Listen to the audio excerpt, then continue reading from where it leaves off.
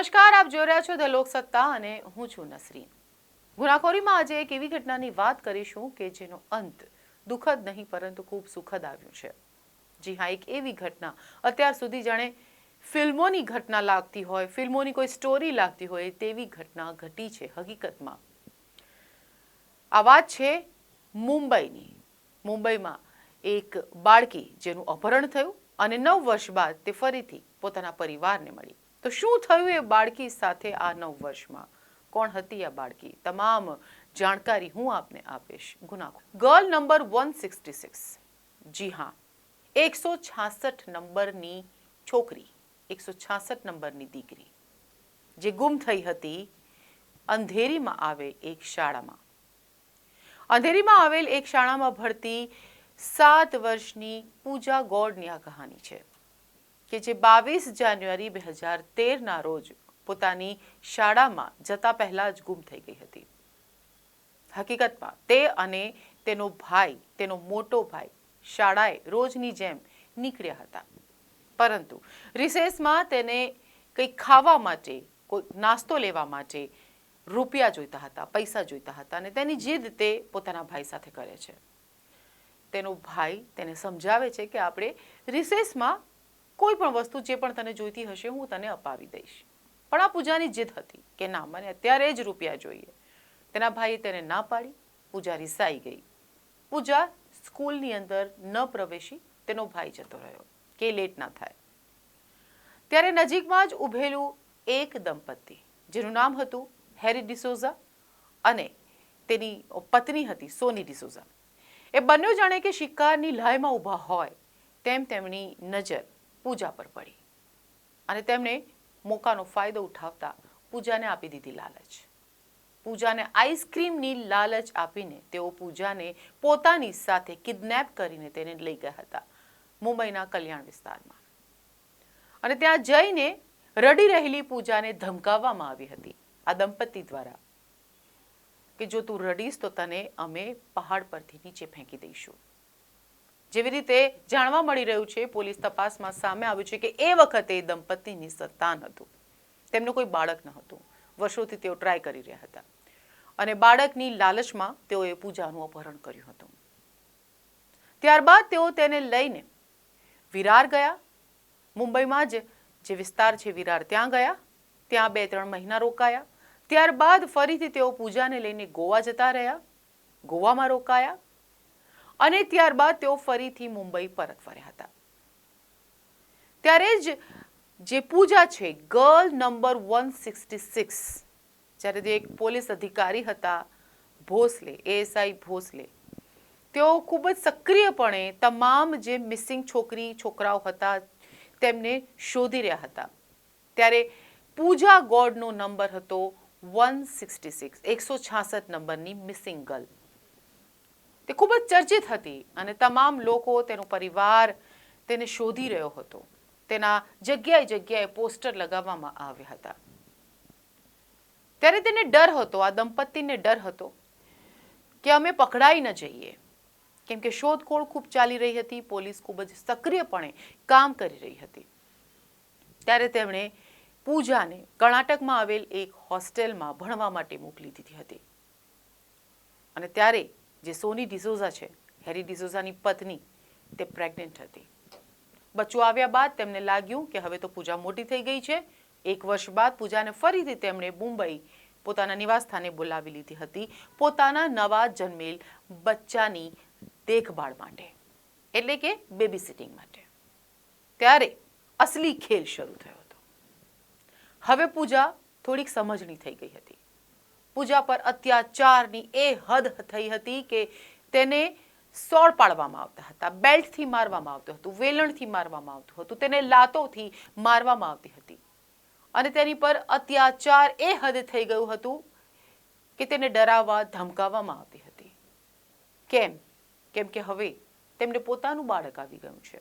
બીજી તરફ જે હેરી ડિસોઝા હતો તેને ફાઇનાન્શિયલ ખર્ચા વધુ લાગવા માંડ્યા હતા। 2 બાળકો થઈ ગયા હતા, એક કે જે પૂજા કે જેણે તેઓ ઉઠાવી લાવ્યા હતા ગેરકાયદે રીતે, તેનું કિડનેપ કરવામાં આવ્યું હતું, અપહરણ કર્યું હતું, અને બીજું પોતાનું બાળક, એ પણ બેબી ગર્લ હતી, એક દીકરીને જન્મ આપ્યો હતો સોની ડિસૂઝાએ. પૂજાને જે હદે માર મારવામાં હતો, પૂજા કંટાળી ગઈ હતી અને આખરે પૂજાને કામ કરવાની તેઓએ પરવાનગી આપી અને તે બેબી સિટિંગમાં જે એનજીઓ જેવી જે સંસ્થા હોય છે ત્યાં તેને કામ મળ્યું અને ત્યાં તે કામ કરતી થઈ હતી. ત્યાં તેની એક દીદી બની હતી, એક મહિલા કર્મચારી, સહકર્મચારી કે જેનું નામ હતું પ્રેમિલા ધર્મેન્દ્ર. આ પ્રેમિલાને પૂજાએ ઘણી વખત કીધું કે મને આ જે મા બાપ છે મારા, એ મારા અસલી મા બાપ નથી. ત્યારે પ્રેમિલાને લાગતું કે આ તો કોઈ ઝઘડો થયો હશે એટલે આવું કહેતી હશે, પણ હકીકતમાં તેને હકીકત ન ખબર હતી.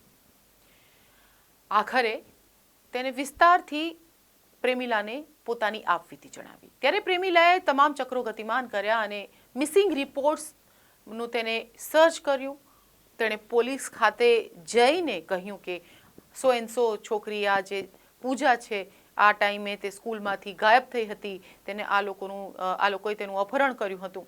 ત્યારબાદ પોલીસ પણ સતર્ક થઈ ગઈ હતી અને સાથે જ એએસઆઈ ભોસલે કે જેઓ 2015માં રિટાયર થવાના હતા, તેમને એક જજ્બો હતો કે તમામ દીકરીઓને અને દીકરાઓને તેમના માતા પિતા, તેમના અસલી માતા પિતા અને પરિવારથી હું મળાવું તો મારું જીવન સિદ્ધ થાય તેવું માનવું હતું. ખૂબ જ સારા એ વ્યક્તિત્વ હતા તેમનું, જે રીતે સહકર્મચારીઓનું કહેવું છે.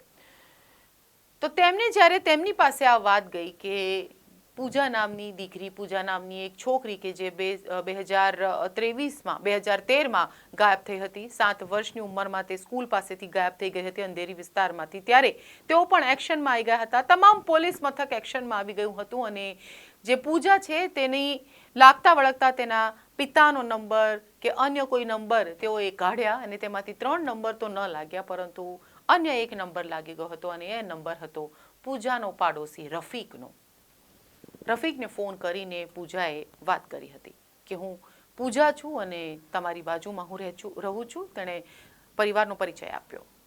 ત્યારે રફીકે કહ્યું વિડીયો કોલ કરો. વિડીયો કોલથી પૂજાએ રફીક સાથે વાત કરી. રફીક તેને ઓળખી ગયો અને રફીકે તેની માતા પાસે લઈ ગયો હતો, પૂજાની માતા પાસે, અને ત્યાં જઈને મા અને દીકરીની વિડીયો કોલ પર 9 વર્ષ બાદ વાતચીત થઈ. ત્યારે જે વાતાવરણ હતું તે ભલભલાના આંખમાંથી આંસુ લાવી દે તેવું હતું, કેમ કે આ સમયે પૂજાના જે પિતા છે તે દુનિયામાં રહ્યા ન હતા, તેમનું અવસાન થઈ ગયું હતું. માતાની ખુશીનો પાર ન હતો, દીકરી પૂજાનો પણ ખુશીનો પાર ન હતો. પોલીસે એક ટીમ બનાવી અને તેઓ જ્યાં પૂજા કામ કરતી હતી ત્યાં પહોંચી ગયા હતા અને ત્યાંથી પૂજાને રેસ્ક્યુ કરવામાં આવી. ત્યાંથી તેને પોતાના પરિવાર પાસેથી પરત લાવવામાં આવી અને જે સમય હતો એ તમામ માટે એક ખુશીનો સમય હતો કે આટલા વર્ષોની જાણે કે તપસ્યા અને રાહ જાણે ભગવાને સાંભળી લીધી હોય તેવું લાગી રહ્યું હતું. ફરીથી પૂજાનું મિલન પોતાની માતા સાથે થયું, પોતાના ભાઈઓ સાથે થયું, પરંતુ એનો અફસોસ હતો કે હું મારા પિતાને ન જોઈ શકી, કેમ કે એના પિતા અવસાન પામ્યા. ત્યારે આ જે વાતાવરણ હતું ત્યારબાદ પોલીસે જે ગુનેગારો છે તેમને પકડવાના ચક્રો ગતિમાન કર્યા હતા. ગુનેગારો કોણ? હેરી ડિસોઝા અને સોની ડિસોઝા.